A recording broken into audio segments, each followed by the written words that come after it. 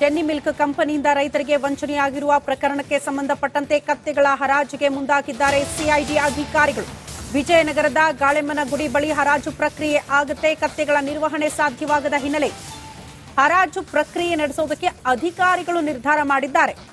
CID DYSP Assam Pasha ಅವರು ಅಧಿಕೃತವಾಗಿ ಆದೇಶ ಹೊರಡಿಸಿದ್ದಾರೆ. ಡಿಸೆಂಬರ್ 6ರ ಬೆಳಗ್ಗೆ 10 ಗಂಟೆಗೆ ಹರಾಜು ಪ್ರಕ್ರಿಯೆ ಆರಂಭ ಆಗುತ್ತೆ ಅನ್ನೋದರ ಡೀಟೇಲ್ ಸಿಗ್ತಾ ಇದೆ. ಸಿಐಡಿ ಅಧಿಕಾರಿಗಳು ಇದರ ತನಿಖೆ ನಡೆಸಿದ್ದಾರೆ. ನಿಮಗೆಲ್ಲ ಗೊತ್ತಿರುವಂತಹ ವಿಚಾರ. ಬಟ್ ಕತ್ತಿಗಳ ನಿರ್ವಹಣೆಯನ್ನ ಕೂಡ ಇದೇ ಸಿಐಡಿ ಅಧಿಕಾರಿಗಳು ವಹಿಸಿಕೊಂಡಿದ್ರು. ಆದರೆ ಸರಿಯಾಗಿ ನಿರ್ವಹಣೆ ಮಾಡಕ್ಕಾಗ್ತಾ ಇಲ್ಲ ಅಂತ. ಆಹಾರ ಇರಬಹುದು, ಅದರ ಆರೋಗ್ಯ ಇರಬಹುದು, ಅದೆಲ್ಲವನ್ನ ಕೂಡ ಮೇಂಟೈನ್ ಮಾಡಕ್ಕಾಗ್ತಾ ಇಲ್ಲ ಅನ್ನುವಂತಹ ವಿಚಾರಕ್ಕೆ ಸಂಬಂಧಪಟ್ಟಂತೆ ಕೋರ್ಟ್ ಪರ್ಮಿಷನ್ ಮೇರೆಗೆ ಹರಾಜು ಪ್ರಕ್ರಿಯೆ ನಡೆಸೋದಕ್ಕೆ ಅಧಿಕಾರಿಗಳು ನಿರ್ಧಾರ ಮಾಡಿದ್ದಾರೆ. ಕತ್ತೆ ಹಾಲಿನ ಹೆಸರಲ್ಲಿ ರೈತರಿಗೆ ಬಹುಕೋಟಿ ವಂಚನೆ ಮಾಡಿದ ಪ್ರಕರಣಕ್ಕೆ ಸಂಬಂಧಪಟ್ಟಂಗೆ ಈಗಾಗಲೇ ಸಿಐಡಿ ತನ್ನ ತನಿಖೆಯನ್ನ ಮುಂದುವರಿಸಿದೆ. ಏನೋ ಈ ಪೊಲೀಸ್ ಠಾಣೆಯಲ್ಲಿ ಪ್ರಕರಣ ದಾಖಲಾದ ಕೂಡಲೇ ಕತ್ತೆಗಳನ್ನ ಒಂದು ಕಡೆ ಶೆಡ್ ಅಲ್ಲಿ ಇಡಲಾಗಿತ್ತು. ಆ ಕತ್ತೆಗಳ ಲಾಲನೆ ಪಾಲನೆ ಸಾಕಷ್ಟು ಅವುಗಳನ್ನ ಸಾಕ್ತಕ್ಕಂಥದ್ದು ಸವಾಲಿನ ಕೆಲಸ ಆಗಿತ್ತು. ಇದನ್ನ ಮನವರಿಕೆ ಮಾಡ್ಕೊಂಡಂತ ಸಿಐಡಿಯ ಅಧಿಕಾರಿಗಳು ಈ ಕತ್ತೆಗಳ ಹರಾಜಿಗೆ ಏನೋ ಕೋರ್ಟ್ನ ಮೊರೆ ಹೋಗಿದ್ರು. ನ್ಯಾಯಾಲಯ ಈಗ ಅನುಮತಿಯನ್ನ ನೀಡಿದೆ. ಇದೇ 6ನೇ ತಾರೀಕು ಕತ್ತೆಗಳ ಹರಾಜನ್ನ ಮಾಡ್ಲಾಗ್ತದೆ ಅಂತಕ್ಕಂಥದ್ದು.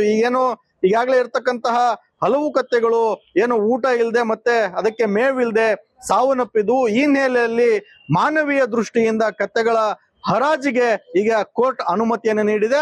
ಇದೇ 6ನೇ ತಾರೀಕು ಬೆಳಗ್ಗೆ 10 ಗಂಟೆಗೆ ಗಾಳಮ್ಮಗುಡಿಯ ಈ ಕತ್ತೆಯ ಶೆಡ್ ಏನಿದೆ ಆ ಶೆಡ್ ನಲ್ಲಿ ಕತ್ತೆಗಳನ್ನ ಹರಾಜ್ ಹಾಕ್ಲಿಕ್ಕೆ ಈಗಾಗಲೇ ಅನುಮತಿಯನ್ನು ನೀಡಿದೆ. ಇದರ ಸಂಬಂಧಪಟ್ಟಂಗೆ ಈಗಾಗಲೇ ಎಲ್ಲಾ ರೀತಿಯ ಪ್ರೊಸೆಸಿಂಗ್ ಗಳನ್ನ ಸಿಐಡಿ ಅಧಿಕಾರಿಗಳು ಮಾಡಿದ್ದಾರೆ. K Suresh Chauhan, republic Kannada, Vijayanagara. Denny milk ಕಂಪನಿಯಿಂದ ರೈತರಿಗೆ ವಂಚನೆಯಾಗಿರುವ ಪ್ರಕರಣಕ್ಕೆ ಸಂಬಂಧಪಟ್ಟಂತೆ ಕತ್ತೆಗಳ ಹರಾಜಿಗೆ ಮುಂದಾಗಿದ್ದಾರೆ ಸಿಐಡಿ ಅಧಿಕಾರಿಗಳು. ವಿಜಯನಗರದ ಗಾಳೆಮ್ಮನಗುಡಿ ಬಳಿ ಹರಾಜು ಪ್ರಕ್ರಿಯೆ ಆಗುತ್ತೆ. ಕತ್ತೆಗಳ ನಿರ್ವಹಣೆ ಸಾಧ್ಯವಾಗದ ಹಿನ್ನೆಲೆ ಹರಾಜು ಪ್ರಕ್ರಿಯೆ ನಡೆಸುವುದಕ್ಕೆ ಅಧಿಕಾರಿಗಳು ನಿರ್ಧಾರ ಮಾಡಿದ್ದಾರೆ. ಸಿಐಡಿ ಡಿವೈಎಸ್ಪಿ ಅಸ್ಲಾಂ ಪಾಷಾ ಅವರು ಅಧಿಕೃತವಾಗಿ ಆದೇಶ ಹೊರಡಿಸಿದ್ದಾರೆ. ಡಿಸೆಂಬರ್ 6ರ ಬೆಳಗ್ಗೆ 10 ಗಂಟೆಗೆ ಹರಾಜು ಪ್ರಕ್ರಿಯೆ ಆರಂಭ ಆಗುತ್ತೆ ಅನ್ನೋದರ ಡೀಟೇಲ್ ಸಿಗ್ತಾ ಇದೆ. ಸಿಐಡಿ ಅಧಿಕಾರಿಗಳು ಇದರ ತನಿಖೆ ನಡೆಸಿದ್ದಾರೆ. ನಿಮಗೆಲ್ಲ ಗೊತ್ತಿರುವಂತಹ ವಿಚಾರ. ಬಟ್ ಕತ್ತಿಗಳ ನಿರ್ವಹಣೆಯನ್ನ ಕೂಡ ಇದೇ ಸಿಐಡಿ ಅಧಿಕಾರಿಗಳು ವಹಿಸಿಕೊಂಡಿದ್ರು. ಆದರೆ ಸರಿಯಾಗಿ ನಿರ್ವಹಣೆ ಮಾಡಕ್ಕಾಗ್ತಾ ಇಲ್ಲ ಅಂತ. ಆಹಾರ ಇರಬಹುದು, ಅದರ ಆರೋಗ್ಯ ಇರಬಹುದು, ಅದೆಲ್ಲವನ್ನ ಕೂಡ ಮೇಂಟೈನ್ ಮಾಡಕ್ಕಾಗ್ತಾ ಇಲ್ಲ ಅನ್ನುವಂತಹ ವಿಚಾರಕ್ಕೆ ಸಂಬಂಧಪಟ್ಟಂತೆ ಕೋರ್ಟ್ ಪರ್ಮಿಷನ್ ಮೇರೆಗೆ ಹರಾಜು ಪ್ರಕ್ರಿಯೆ ನಡೆಸೋದಕ್ಕೆ ಅಧಿಕಾರಿಗಳು ನಿರ್ಧಾರ ಮಾಡಿದ್ದಾರೆ. ಕತ್ತೆ ಹಾಲಿನ ಹೆಸರಲ್ಲಿ ರೈತರಿಗೆ ಬಹುಕೋಟಿ ವಂಚನೆ ಮಾಡಿದ ಪ್ರಕರಣಕ್ಕೆ ಸಂಬಂಧಪಟ್ಟಂಗೆ ಈಗಾಗಲೇ ಸಿಐಡಿ ತನ್ನ ತನಿಖೆಯನ್ನ ಮುಂದುವರಿಸಿದೆ. ಏನೋ ಈ ಪೊಲೀಸ್ ಠಾಣೆಯಲ್ಲಿ ಪ್ರಕರಣ ದಾಖಲಾದ ಕೂಡಲೇ ಕತ್ತೆಗಳನ್ನ ಒಂದು ಕಡೆ ಶೆಡ್ ಅಲ್ಲಿ ಇಡಲಾಗಿತ್ತು. ಆ ಕತ್ತೆಗಳ ಲಾಲನೆ ಪಾಲನೆ ಸಾಕಷ್ಟು ಅವುಗಳನ್ನ ಸಾಕ್ತಕ್ಕಂಥದ್ದು ಸವಾಲಿನ ಕೆಲಸ ಆಗಿತ್ತು. ಇದನ್ನ ಮನವರಿಕೆ ಮಾಡ್ಕೊಂಡಂತ ಸಿಐಡಿಯ ಅಧಿಕಾರಿಗಳು ಈ ಕತ್ತೆಗಳ ಹರಾಜಿಗೆ ಏನೋ ಕೋರ್ಟ್ನ ಮೊರೆ ಹೋಗಿದ್ರು. ನ್ಯಾಯಾಲಯ ಈಗ ಅನುಮತಿಯನ್ನ ನೀಡಿದೆ. ಇದೇ 6ನೇ ತಾರೀಕು ಕತ್ತೆಗಳ ಹರಾಜನ್ನ ಮಾಡ್ಲಾಗ್ತದೆ ಅಂತಕ್ಕಂಥದ್ದು. ಈಗಾಗಲೇ ಇರ್ತಕ್ಕಂತಹ ಹಲವು ಕತ್ತೆಗಳು ಏನು ಊಟ ಇಲ್ಲದೆ ಮತ್ತೆ ಅದಕ್ಕೆ ಮೇವಿಲ್ದೆ ಸಾವನ್ನಪ್ಪಿದ್ದು. ಈ ಹಿನ್ನೆಲೆಯಲ್ಲಿ ಮಾನವೀಯ ದೃಷ್ಟಿಯಿಂದ ಕತ್ತೆಗಳ ಹರಾಜಿಗೆ ಈಗ ಕೋರ್ಟ್ ಅನುಮತಿಯನ್ನು ನೀಡಿದೆ. ಇದೇ 6ನೇ ತಾರೀಕು ಬೆಳಗ್ಗೆ 10 ಗಂಟೆಗೆ ಗಾಳಮ್ಮಗುಡಿಯ ಈ ಕತ್ತೆಯ ಶೆಡ್ ಏನಿದೆ ಆ ಶೆಡ್ ನಲ್ಲಿ ಕತ್ತೆಗಳನ್ನ ಹರಾಜ್ ಹಾಕ್ಲಿಕ್ಕೆ ಈಗಾಗಲೇ ಅನುಮತಿಯನ್ನು ನೀಡಿದೆ. ಇದರ ಸಂಬಂಧಪಟ್ಟಂಗೆ ಈಗಾಗಲೇ ಎಲ್ಲಾ ರೀತಿಯ ಪ್ರೊಸೆಸಿಂಗ್ ಗಳನ್ನ ಸಿಐಡಿ ಅಧಿಕಾರಿಗಳು ಮಾಡಿದ್ದಾರೆ. K Suresh Chauhan, republic Kannada, Vijayanagara. Denny milk ಕಂಪನಿಯಿಂದ ರೈತರಿಗೆ ವಂಚನೆಯಾಗಿರುವ ಪ್ರಕರಣಕ್ಕೆ ಸಂಬಂಧಪಟ್ಟಂತೆ ಕತ್ತೆಗಳ ಹರಾಜಿಗೆ ಮುಂದಾಗಿದ್ದಾರೆ ಸಿಐಡಿ ಅಧಿಕಾರಿಗಳು. ವಿಜಯನಗರದ ಗಾಳೆಮ್ಮನಗುಡಿ ಬಳಿ ಹರಾಜು ಪ್ರಕ್ರಿಯೆ ಆಗುತ್ತೆ. ಕತ್ತೆಗಳ ನಿರ್ವಹಣೆ ಸಾಧ್ಯವಾಗದ ಹಿನ್ನೆಲೆ ಹರಾಜು ಪ್ರಕ್ರಿಯೆ ನಡೆಸುವುದಕ್ಕೆ ಅಧಿಕಾರಿಗಳು ನಿರ್ಧಾರ ಮಾಡಿದ್ದಾರೆ. ಸಿಐಡಿ ಡಿವೈಎಸ್ಪಿ ಅಸ್ಲಾಂ ಪಾಷಾ ಅವರು ಅಧಿಕೃತವಾಗಿ ಆದೇಶ ಹೊರಡಿಸಿದ್ದಾರೆ. ಡಿಸೆಂಬರ್ 6ರ ಬೆಳಗ್ಗೆ 10 ಗಂಟೆಗೆ ಹರಾಜು ಪ್ರಕ್ರಿಯೆ ಆರಂಭ ಆಗುತ್ತೆ ಅನ್ನೋದರ ಡೀಟೇಲ್ ಸಿಗ್ತಾ ಇದೆ. ಸಿಐಡಿ ಅಧಿಕಾರಿಗಳು ಇದರ ತನಿಖೆ ನಡೆಸಿದ್ದಾರೆ. ನಿಮಗೆಲ್ಲ ಗೊತ್ತಿರುವಂತಹ ವಿಚಾರ. ಬಟ್ ಕತ್ತಿಗಳ ನಿರ್ವಹಣೆಯನ್ನ ಕೂಡ ಇದೇ ಸಿಐಡಿ ಅಧಿಕಾರಿಗಳು ವಹಿಸಿಕೊಂಡಿದ್ರು. ಆದರೆ ಸರಿಯಾಗಿ ನಿರ್ವಹಣೆ ಮಾಡಕ್ಕಾಗ್ತಾ ಇಲ್ಲ ಅಂತ. ಆಹಾರ ಇರಬಹುದು, ಅದರ ಆರೋಗ್ಯ ಇರಬಹುದು, ಅದೆಲ್ಲವನ್ನ ಕೂಡ ಮೇಂಟೈನ್ ಮಾಡಕ್ಕಾಗ್ತಾ ಇಲ್ಲ ಅನ್ನುವಂತಹ ವಿಚಾರಕ್ಕೆ ಸಂಬಂಧಪಟ್ಟಂತೆ ಕೋರ್ಟ್ ಪರ್ಮಿಷನ್ ಮೇರೆಗೆ ಹರಾಜು ಪ್ರಕ್ರಿಯೆ ನಡೆಸೋದಕ್ಕೆ ಅಧಿಕಾರಿಗಳು ನಿರ್ಧಾರ ಮಾಡಿದ್ದಾರೆ. ನನಗಿಂತ ಕತ್ತೆ ಹಾಲಿನ ಹೆಸರಲ್ಲಿ ರೈತರಿಗೆ ಬಹುಕೋಟಿ ವಂಚನೆ ಮಾಡಿದ ಪ್ರಕರಣಕ್ಕೆ ಸಂಬಂಧಪಟ್ಟಂಗೆ ಈಗಾಗಲೇ ಸಿಐಡಿ ತನ್ನ ತನಿಖೆಯನ್ನ ಮುಂದುವರಿಸಿದೆ. ಏನು ಈ ಪೊಲೀಸ್ ಠಾಣೆಯಲ್ಲಿ ಪ್ರಕರಣ ದಾಖಲಾದ ಕೂಡಲೇ ಕತ್ತೆಗಳನ್ನ ಒಂದು ಕಡೆ ಶೆಡ್ ಅಲ್ಲಿ ಇಡಲಾಗಿತ್ತು. ಆ ಕತ್ತೆಗಳ ಲಾಲನೆ ಪಾಲನೆ ಸಾಕಷ್ಟು ಅವುಗಳನ್ನ ಸಾಕ್ತಕ್ಕಂಥದ್ದು ಸವಾಲಿನ ಕೆಲಸ ಆಗಿತ್ತು. ಇದನ್ನ ಮನವರಿಕೆ ಮಾಡ್ಕೊಂಡಂತ ಸಿಐಡಿಯ ಅಧಿಕಾರಿಗಳು ಈ ಕತ್ತೆಗಳ ಹರಾಜಿಗೆ ಕೋರ್ಟ್ನ ಮೊರೆ ಹೋಗಿದ್ರು. ನ್ಯಾಯಾಲಯ ಈಗ ಅನುಮತಿಯನ್ನ ನೀಡಿದೆ. ಇದೇ 6ನೇ ತಾರೀಕು ಕತ್ತೆಗಳ ಹರಾಜನ್ನ ಮಾಡ್ಲಾಗ್ತದೆ ಅಂತಕ್ಕಂಥದ್ದು.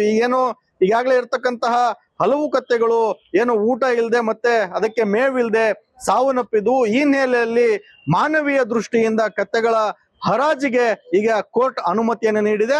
ಇದೇ 6ನೇ ತಾರೀಕು ಬೆಳಗ್ಗೆ 10 ಗಂಟೆಗೆ ಗಾಳಮ್ಮಗುಡಿಯ ಈ ಕತ್ತೆಯ ಶೆಡ್ ಏನಿದೆ ಆ ಶೆಡ್ ನಲ್ಲಿ ಕತ್ತೆಗಳನ್ನ ಹರಾಜ್ ಹಾಕ್ಲಿಕ್ಕೆ ಈಗಾಗಲೇ ಅನುಮತಿಯನ್ನು ನೀಡಿದೆ. ಇದರ ಸಂಬಂಧಪಟ್ಟಂಗೆ ಈಗಾಗಲೇ ಎಲ್ಲಾ ರೀತಿಯ ಪ್ರೊಸೆಸಿಂಗ್ ಗಳನ್ನ ಸಿಐಡಿ ಅಧಿಕಾರಿಗಳು ಮಾಡಿದ್ದಾರೆ. K Suresh Chauhan, republic Kannada, Vijayanagara.